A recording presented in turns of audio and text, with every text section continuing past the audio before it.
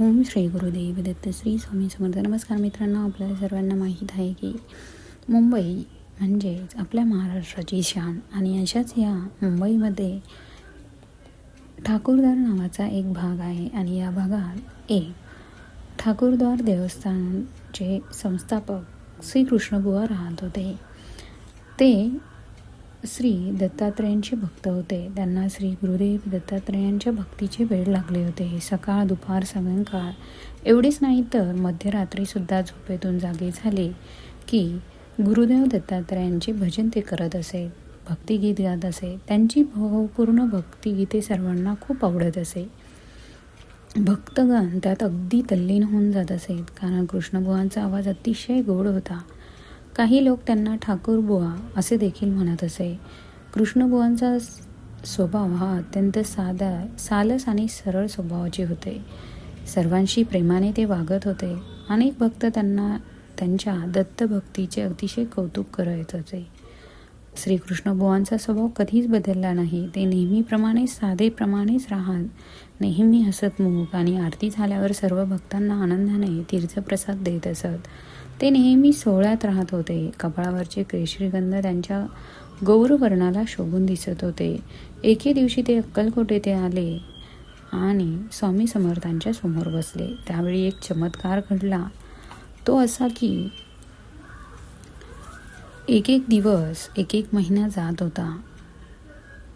श्रीकृष्ण बुवांची श्री गुरुदेव दत्तात्रेयांची भक्ती ही सुरूच होती.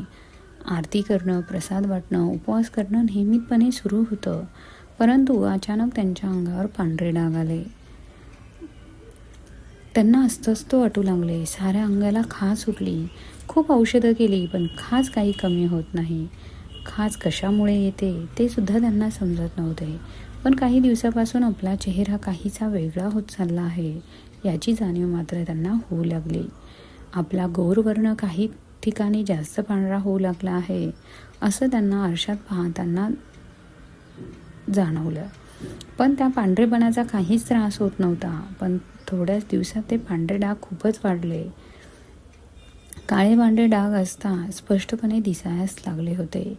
त्यामुळे त्यांचा चेहरा आता खूपच विद्रूप दिसू लागला होता.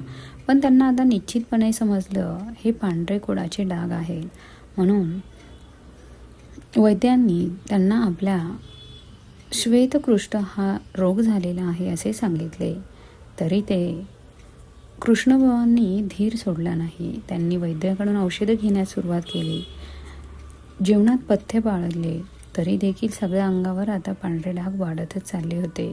ते खूप विद्रूप दिसू लागले होते. ते आता कुणात मिसळत नव्हते. मंदिराच्या बाहेरही जात नव्हते. अखेरीस त्यांच्या नशिबात वेगळाच योग आला. तोच आपण पुढे बघणार आहोत. तो बघण्यासाठी चॅनलला सबस्क्राईब करा. धन्यवाद.